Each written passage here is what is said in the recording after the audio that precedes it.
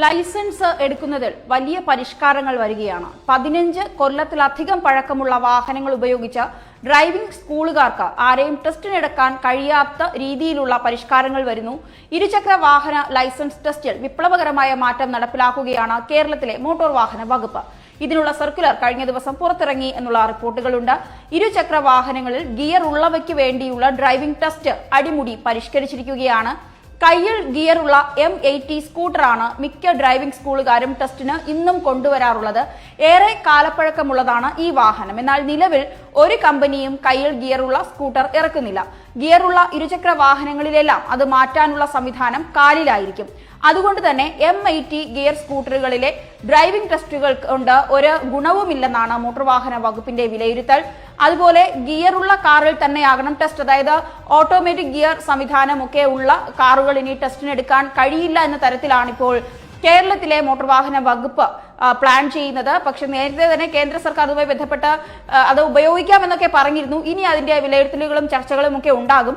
ഇതിനൊപ്പം തന്നെ വാഹനങ്ങളുടെ റോഡ് ടെസ്റ്റ് റോഡിൽ തന്നെ നടത്തണം എന്നുള്ള ഒരു നിബന്ധന കൂടി വരുന്നുണ്ട്. ടെസ്റ്റ് കേന്ദ്രങ്ങളിൽ തന്നെ റോഡ് ടെസ്റ്റ് നടത്തുന്നത് ഇനി നിയമവിരുദ്ധമാകും. ഇത് ചെയ്യുന്ന ഉദ്യോഗസ്ഥർക്കെതിരെ നടപടി വരും. ഇരുചക്ര വാഹനങ്ങളുടെ ടെസ്റ്റ് റെക്കോർഡ് ചെയ്ത് സൂക്ഷിക്കുകയും വേണം. ഇരുചക്ര വാഹന ലൈസൻസായി ഡ്രൈവിംഗ് സ്കൂളുകൾ കൊണ്ടുവരുന്ന കാറുകൾക്ക് ഡാഷ് ക്യാമറ നിർബന്ധമാക്കും. ടെസ്റ്റും ക്യാമറയിൽ റെക്കോർഡ് ചെയ്യണം. ലൈസൻസ് ടെസ്റ്റിന് ശേഷം ഈ ക്യാമറയുടെ മെമ്മറി കാർഡ് ബന്ധപ്പെട്ട ഉദ്യോഗസ്ഥൻ വാങ്ങി വീഡിയോ സേവ് ചെയ്ത് സൂക്ഷിക്കണമെന്നുള്ള നിബന്ധന വരുന്നു. ഡാഷ് ക്യാമറ സ്ഥാപിക്കേണ്ടിടത്ത് ഡ്രൈവിംഗ് സ്കൂളുകാരുടെ ഉത്തരവാദിത്തമായി മാറുന്നുണ്ട്. ഇതിലൂടെ ലൈസൻസ് ടെസ്റ്റിലെ അഴിമതി പാടെ മാറ്റപ്പെടുമെന്നുള്ളതാണ് ഗതാഗത മന്ത്രിയുടെ വിലയിരുത്തലായി പറയുന്നത്. ഡ്രൈവിംഗ് ടെസ്റ്റ് പരിഷ്കാരം മോട്ടോർ വാഹന വകുപ്പ് മെയ് മുതലാണ് നടപ്പിലാക്കാനുള്ള ഒരു തരത്തിലേക്ക് പോകുന്നത്. ഇതനുസരിച്ചുള്ള പരിശോധനാ കേന്ദ്രങ്ങൾ കൂടി ഒരുക്കേണ്ടതുണ്ട്. എന്നാൽ ഡ്രൈവിംഗ് സ്കൂൾ ഉടമകളാണോ സർക്കാരാണോ ഇത് ഒരുക്കേണ്ടതെന്ന കാര്യത്തിൽ വലിയ അനിശ്ചിതത്വവും നിലനിൽക്കുന്നുണ്ട്. പരിഷ്കാരം സംബന്ധിച്ച നിർദ്ദേശം അറിയിക്കാൻ ചുമതലപ്പെടുത്തിയ 10 അംഗ സമിതി റിപ്പോർട്ട് സമർപ്പിച്ചിരുന്നു. പഴയതുപോലെ ഇനി എച്ചെടുത്ത് കാർ ലൈസൻസുമായി പോകാനാകുമെന്നൊക്കെ കരുതുന്നവർക്ക് അത് വലിയ ബുദ്ധിമുട്ടാണ്. ഇനി അങ്ങനെ പോകാനാകില്ല. കയറ്റവും ഇറക്കവും റിവേഴ്സ് പാർക്കിങ്ങും ഒക്കെയുള്ള മാതൃകയാണ് ഇനി ഒരുക്കുന്നത്. സമാന്തര പാർക്കിംഗ്, ആംഗുലാർ പാർക്കിംഗ് തുടങ്ങിയവയുമുണ്ട്.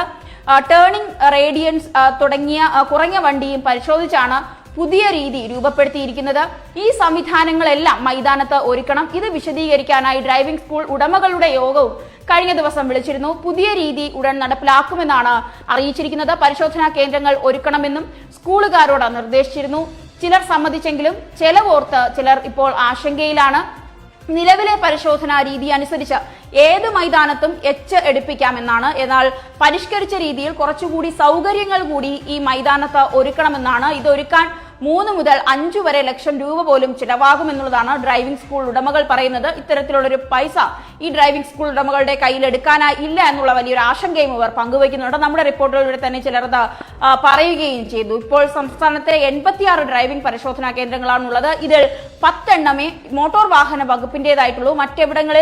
മറ്റിടങ്ങളിലൊക്കെ പൊതുസ്ഥലങ്ങളാണ് ഇതിനായി ഉപയോഗിക്കുന്നത്. ഇവിടം സ്ഥിരം സംവിധാനം ഒരുക്കാൻ സാധിക്കുകയില്ല. അവിടങ്ങളിൽ പുതിയ സ്ഥലം കണ്ടെത്തേണ്ടി വരുമെന്നുള്ളതാണ് പറയുന്നത്. എന്തായാലും വരുന്ന ഇനിയുള്ള ലൈസൻസ് എടുക്കലൊക്കെ വലിയ രീതിയിൽ കടുത്ത പരിശോധനകൾ ഉണ്ടാകും. അത് ഏറ്റവും നല്ല ഒരു ഡ്രൈവറിനെ പുറത്തിറക്കുക, ഏറ്റവും നല്ല പരിശീലനം ലഭിച്ച ഒരു ഡ്രൈവറിനെ പുറത്തിറക്കുക, അല്ലെങ്കിൽ നമ്മുടെ സംസ്ഥാനത്ത് നടക്കുന്ന വലിയ ആക്സിഡന്റ് കേസുകളൊക്കെ കുറയ്ക്കുക, ജീവന് ഹാനി സംഭവിക്കാത്ത രീതിയിൽ റോഡിലൂടെ ഡ്രൈവിംഗ് കൈകാര്യം ചെയ്യുക എന്നതൊക്കെ വലിയ ഒരു പ്രതീക്ഷയോടെയാണ് പുതിയ കാര്യങ്ങളൊക്കെ മുന്നോട്ട് വയ്ക്കുന്നത്. എന്നാൽ മറുവശത്ത് വലിയ ആശങ്കകളും ഇതുമായി ബന്ധപ്പെട്ട് നിറയുന്നുണ്ട്.